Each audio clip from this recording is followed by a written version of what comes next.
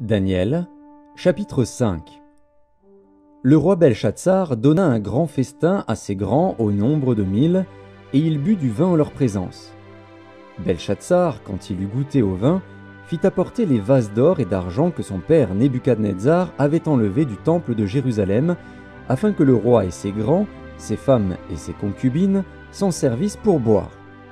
Alors on apporta les vases d'or qui avaient été enlevés du temple, de la maison de Dieu à Jérusalem, et le roi et ses grands, ses femmes et ses concubines s'en servirent pour boire.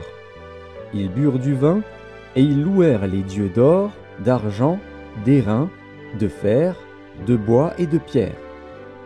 En ce moment, apparurent les doigts d'une main d'homme, et ils écrivirent, en face du chandelier, sur la chaude de la muraille du palais royal. Le roi vit cette extrémité de main qui écrivait. Alors le roi changea de couleur, et ses pensées le troublèrent. Les jointures de ses reins se relâchèrent, et ses genoux se heurtèrent l'un contre l'autre.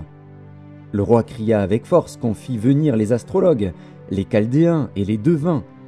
Et le roi prit la parole et dit aux sages de Babylone : « Quiconque lira cette écriture et m'en donnera l'explication sera revêtu de pourpre, portera un collier d'or à son cou et aura la 3e place dans le gouvernement du royaume. » Tous les sages du roi entrèrent, mais ils ne purent pas lire l'écriture et en donner au roi l'explication. Sur quoi le roi Belshazzar fut très effrayé, il changea de couleur, et ses grands furent consternés. La reine, à cause des paroles du roi et de ses grands, entra dans la salle du festin et prit ainsi la parole. « Ô roi, vis éternellement, que tes pensées ne te troublent pas, et que ton visage ne change pas de couleur. Il y a dans ton royaume un homme qui a en lui l'esprit des dieux saints. Et du temps de ton père, on trouva chez lui des lumières, de l'intelligence et une sagesse semblable à la sagesse des dieux. Aussi le roi Nebuchadnezzar, ton père, le roi, ton père, l'établit chef des magiciens, des astrologues, des Chaldéens, des devins, parce qu'on trouva chez lui, chez Daniel, nommé par le roi Belshazzar, un esprit supérieur, de la science et de l'intelligence, la faculté d'interpréter les songes, d'expliquer les énigmes et de résoudre les questions difficiles. Que Daniel soit donc appelé, et il donnera l'explication. » Alors Daniel fut introduit devant le roi.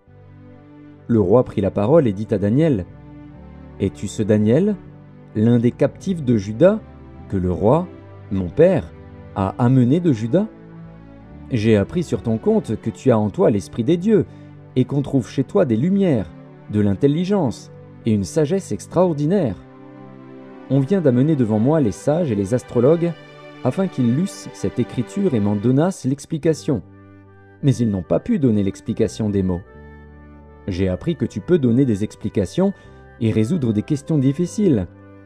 Maintenant, si tu peux lire cette écriture et m'en donner l'explication, tu seras revêtu de pourpre, tu porteras un collier d'or à ton cou, et tu auras la 3e place dans le gouvernement du royaume. » Daniel répondit en présence du roi : « Garde tes dons, et accorde à un autre tes présents. Je lirai néanmoins l'écriture au roi, et je lui en donnerai l'explication.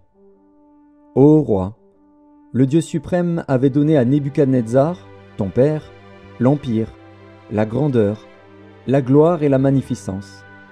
Et à cause de la grandeur qu'il lui avait donnée, tous les peuples, les nations, les hommes de toute langue étaient dans la crainte et tremblaient devant lui. Le roi faisait mourir ceux qu'il voulait, et il laissait la vie à ceux qu'il voulait.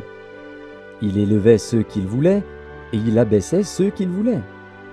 Mais lorsque son cœur s'éleva et que son esprit s'endurcit jusqu'à l'arrogance, il fut précipité de son trône royal et dépouillé de sa gloire.